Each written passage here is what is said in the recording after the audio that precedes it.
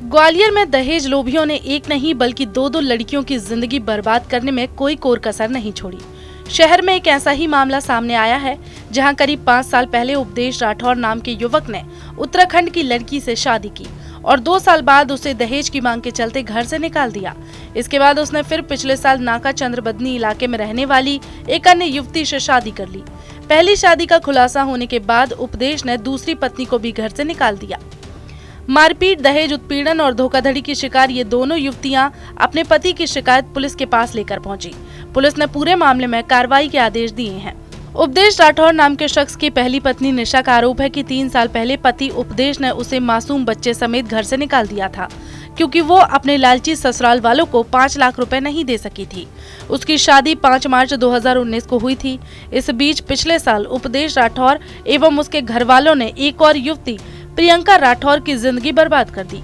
उसे धोखे में रखकर और पहली शादी के बारे में बिना कुछ बताए धूमधाम से दूसरी शादी कर ली। लेकिन जब प्रियंका को उसकी पहली शादी और बच्चे के बारे में पता चला तो घर में विवाद हो गया। इस बीच प्रियंका को भी दहेज लोभी उपदेश राठौर, उसकी सास रामबाई, ससुर मनरूप राठौर, बहन सुमन और जीजा सतीश राठौर ने घर से बेदखल कर दिया।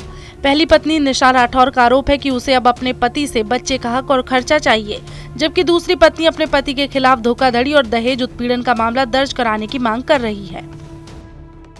उन्होंने मेरे से पहली शादी करी थी और मेरा एक बच्चा है 4 साल का, और मतलब मेरे को कोरोना टाइम में उन्होंने घर से निकाल दिया था। मेरी कंडीशन बहुत ख़राब थी, मार पीट के मुझे घर से निकाल दिया। फिर मैं पंचायत के जरिए गई, फिर उन्होंने कुछ दिन मतलब सही रखा, फिर उन्होंने मार पीट के मुझे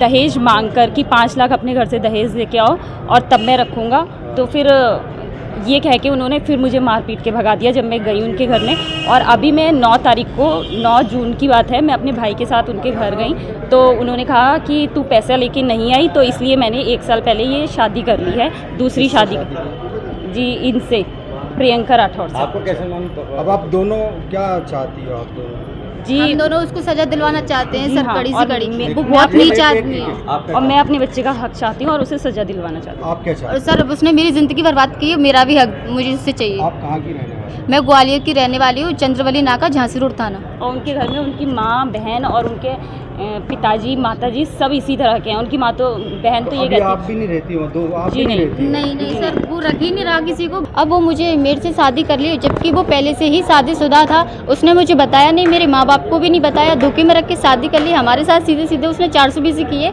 और अब हमसे बोलता है कि तू हमारा कुछ नहीं कर सकती। और थाने में जाते हैं सर तो हमारी FIR नहीं हो रही, परेशान करते हैं वो, और वो पैसे वैसे भर देता है सर, ये मुझे जानकारी नहीं है। थाना बोड़ापुर थाना है, वहाँ जाते हैं, बोलते हैं कि झांसी रोड में जाओ। झांसी रोड में जाते हैं तो वो लोग बोलते हैं कि आप बोड़ापुर में जाओ, ऐसे बोलते हैं। दोनों ही युवतियां अपने पति उपदेश राठौर की धोखाधड़ी और लालच की शिकायत करने पुलिस अधीक्षक के पास पहुंची।